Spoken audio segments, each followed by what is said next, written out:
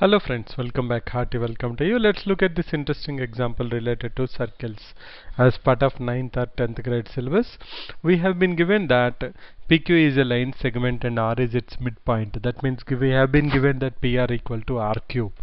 Now,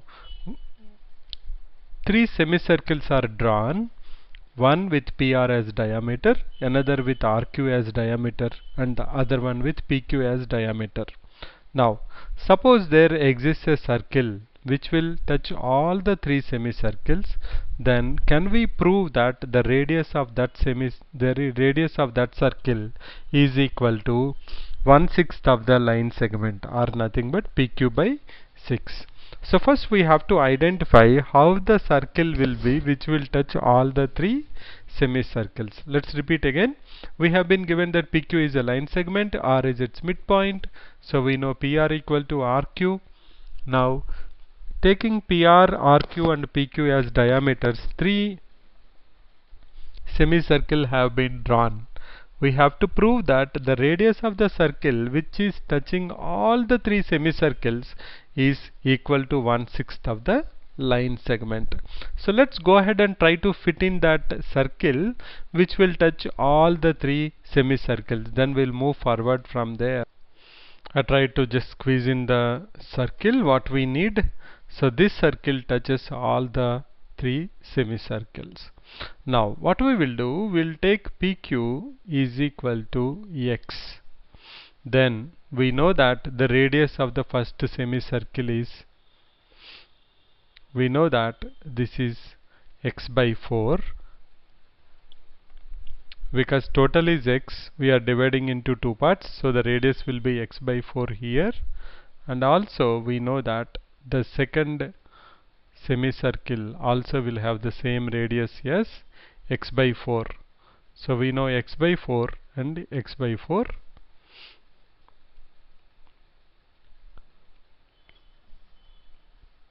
Now we have to find out the radius. So what we know is, whenever two circles or semicircles are touching each other, then the distance between their centers is nothing but equal to sum of their radii. So what we will try to do now is, we'll try to join these circles, semicircle and circles centers.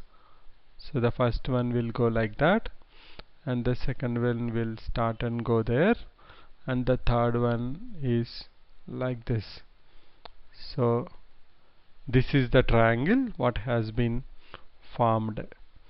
Now what we know about the sides of this particular triangle? We know this is X by 4, this we know is R, this is R, we know again this is X by 4, and if we drop a perpendicular, suppose we drop a perpendicular, since we know this is now an isosceles triangle, we know that if you drop a perpendicular, then what will be length of that? Let's try to find out. For that, what I will do, I'll drop a perpendicular. Let us say this is the perpendicular we have dropped, and we know that this angle is equal to 90 degrees. What is the length of? Let's just put a name for that. We'll label them now. We'll say, let us say this is C1, and this is C2, and this is C3. We'll write down here. We know C1 C2 is equal to X by 4 plus R. We also know C1 C3 is equal to X by 4 plus R. What is C1 and R? That is important. This is where we have to think a little bit.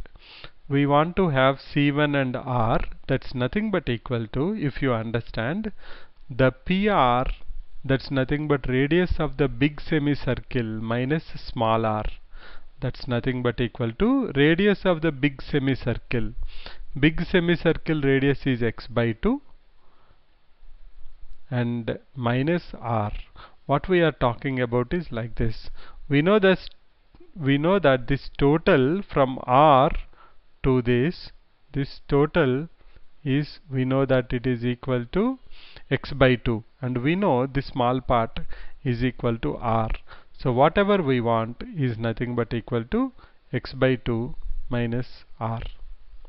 Now once we know that, we'll try to get this triangle outside and we'll place that. This is an equilateral triangle we know.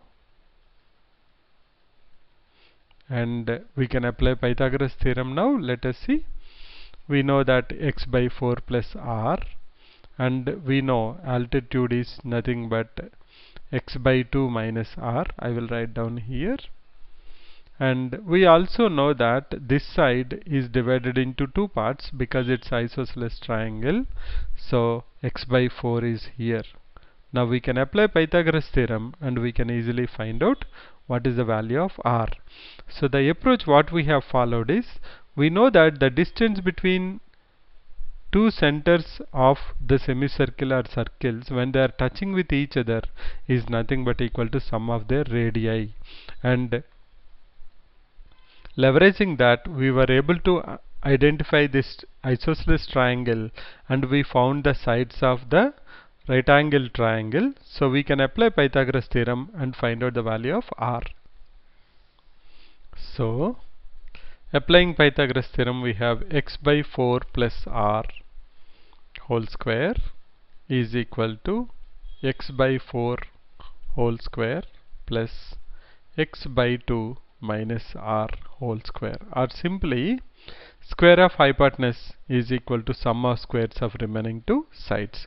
Now let's open this bracket. X by 4 whole square is x square by 16 plus b square is r square plus 2ab, that is nothing but equal to rx by 2, because 2 into x by 4 into r, that is rx by 2, equal to x square by 16 plus x square by 4 a minus b whole square formula plus r square minus rx. Because 2 into r into x by 2, 2ab, that's equal to rx. Now what I can cancel here? I can cancel x square by 16 on both sides. I can cancel r square on both sides. If I simplify, my next step will be, if I bring rx to this side, it will be 3rx by 2 is equal to x square by 4, or if I simplify, 2x square is equal to 12xr. Can I say 2x equal to 12r, or r equal to x by 6? But what is our x? X is pq. So we have proven that radius is equal to pq by 6. So that's one interesting example for 9th or 10th grade when we are understanding about the circles and the distance between two circle centers whenever they are touching with each other is nothing but equal to the sum of their radii and little bit of Pythagoras theorem. So I'll catch you once again with another interesting example. This is for 9th or 10th grade circles. Bye for now.